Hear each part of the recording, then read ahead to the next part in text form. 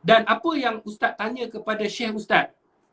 Ustaz tanya dalam satu majlis, Assalamualaikum Fadilatul Syekh. Ustaz sebut Profesor Dr. Muhammad Rugi. Dia profesor yang mana majlis ulama di Morocco. Dan dia adalah di antara yang dipanggil oleh Bank Negara Malaysia untuk datang menjadi panel penyemak di Bank Negara Malaysia.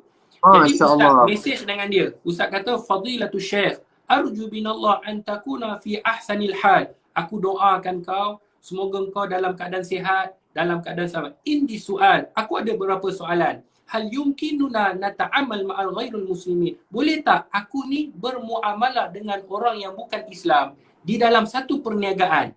Ustaz tulis ni, mesej dia ada. Di dalam satu perniagaan, yang mana perniagaan ni halal. Menjual barang-barang asas yang bukan arak, yang bukan benda-benda yang haram. Jadi, tetapi pengasas dia mempunyai niat untuk menyebarkan agama Kristian. Ini agama Kristian, menyebarkan dan menyumbangkan duit dia untuk agama Kristian. Boleh tak boleh Syekh kita bermuamalah? Mula-mula Syekh jawab, minta maaf, aku tak boleh nak jawab soalan ni. Mula-mula dia jawab. Ustaz pun diam. Ustaz pun kata, Barakallahu fiq, jazakallahu khairan kathir. Terima kasih Syekh. Jadi Ustaz pun tak nak ganggu. Tetapi semalam, Alhamdulillah, dia bagi satu jawapan. Ini cara ulama. Ulama tak boleh nak, semua benda dia tahu. Betul. Dia kata apa? Waalaikumsalam warahmatullahi wabarakatuh. Ni bukti dia. Sekejap, saya tunjuk. Nampak? Okey. Dia tulis Arab lah, tak bunyi Ustaz. Saya tak boleh bunyi lah. Sekali Arab dah. Dia kata, Waalaikumsalam warahmatullahi wabarakatuh. La mani' syar'an minal amal fit tijarah ma'a ghairul muslimin.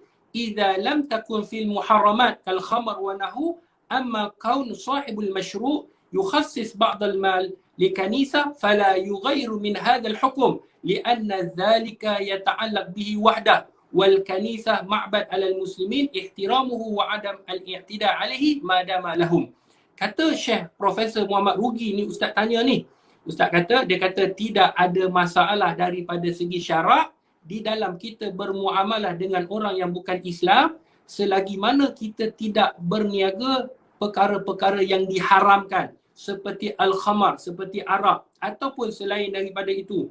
Dalam atomi ada tak arak? Tidak ada. Ada tak bermuamalah cara tak ikut sistem? JAKIM telah sediakan tentang rangkaian? Tidak ada. Semuanya patuh syariah.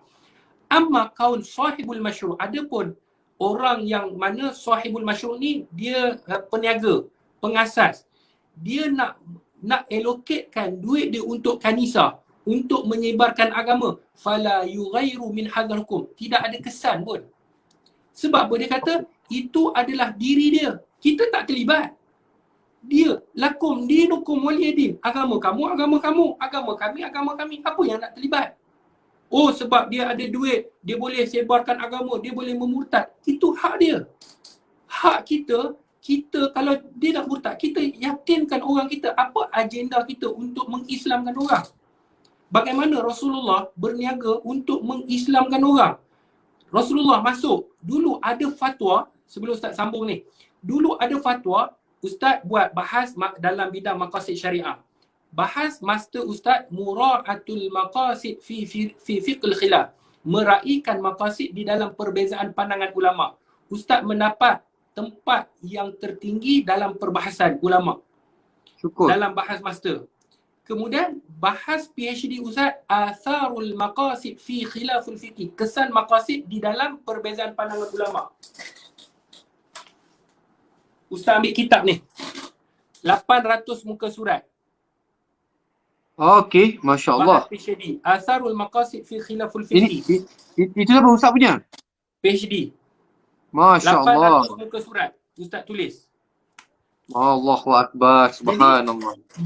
Dulu ulama membahaskan tidak dibenarkan orang bermusafir ataupun duduk di negara Eropah kerana negara yang bukan Islam, sistemnya bukan sistem Islam, tak dibenarkan. Tetapi ada ulama kata boleh. Pergilah ramai-ramai orang Islam pergi masuk dalam tu, dan akhirnya apa jadi? Perancis hari ni ramai orang Islam. Betul. Jerman hari ni ramai orang Islam. Rusia hari ni ada masjid Islam. Bukankah kerana apa? Bermuamalah kita pergi masuk. Begitu dengan Atomi. Tak mustahil. Ramai orang Islam masuk. Hari ni kita boleh minta macam-macam. Kita minta perniagaan ni kena halal. Bukankah dia memberi satu komitmen nak memberikan satu benda yang halal? Dia pergi cari benda-benda yang halal. Bukankah kita hari ni kita minta muamalah ni kena muamalah yang mengikut prinsip. Atomi Malaysia dah keluarkan satu statement. Dia dah keluarkan satu ni, dia kata tidak akan mengeluarkan sedikit pun kepada gerakan Kristian. Bukankah itu permintaan daripada orang Islam? Kalau Talib seorang duduk dalam Atomi, rasa-rasa boleh buat tak? Dia sengih je. Kau pergi beli buat gigi ni, kau duduk jauh-jauh. Tetapi dengan adanya ramai, tidak jadi masalah. Lakum dinukum waliyadin. Agama kamu. Kenapa kita nak halang agama? Islam tak melarang kita bermuamalah dengan mereka. Mereka nak sebar, tak apa, itu lantak dia. Di Sabah, berapa ramai orang telah dimurtadkan? Di Sarawak, jangan kata di Sabah Sarawak, di Malaysia, di Selangor, berapa ramai orang dah dimurtadkan? Ramai. Apa kita buat? Apa kita buat hari ni? Kita tak buat apa. Patutnya kita hari ni kena bersama-sama. Perbahasan ulama tetap perbahasan ulama. Kalau mereka kata tak boleh, itu hak mereka. Kamu kata tak boleh tapi jangan kacau yang kita kata boleh. Kita pun ada perbahasan kita. Sebab tu saya sebut, pandangan kau boleh jadi betul. Tetapi boleh bawa salah. Pandangan aku mungkin salah tapi boleh jadi betul. Jadi hari ni pandangan kita hari ni kita berbahas, ulama dah berbahaskan, dah bincangkan masalah ni. Agama kami. Sebab tu Syekh kata apa? Fala yughayru min hadzal hukum. Dia kata tidak memberi kesan walaupun dia nak sebar, dia nak bagi duit dia, itu duit dia, hak dia. Tak memberi kesan pun. Dan dia tidak macam syarat yang dia tidak mengeluarkan kita daripada agama kita. Maksudnya dia tidak memerangi kita, dia tak keluarkan kita daripada rumah kita, tak ada masalah. Kenapa? Kita menghormatinya. Wa adamul i'tidak, kita tak bermusuhan dengannya dan itu hak dia. Hak dia nak sebar, itu lantak dia lah dia sebar. Kita tak boleh buat yayasan Islam. Boleh? Boleh? Melainkan kalau dia kata dalam Atomi Islam tak dibenarkan. Dalam Atomi semua kena masuk dalam gereja. Itu cerita lain tapi tak ada langsung. Sebab tu Ustaz yakin apabila kita bahas, jangan tengok daripada emosi, sentimen. Oh ni Kristian habis. Ini tak, Islam tak sebegitu. Sebab tu BMF, Buy Muslim First, bila kita sebut, bagus. Kita membeli produk-produk Islam dahulu, bagus. Tetapi itu hanya ijtihad para alim ulama. Sehingga kan, Muqati' al-Bada'i, kita orang kata, boycott barang-barang, orang-orang tu pun boycott barang kan, dulu kita ada boycott sini, produk ni, boycott produk ni. Itu pun hanya ijtihad para alim ulama, bukan daripada nas yang qat'i.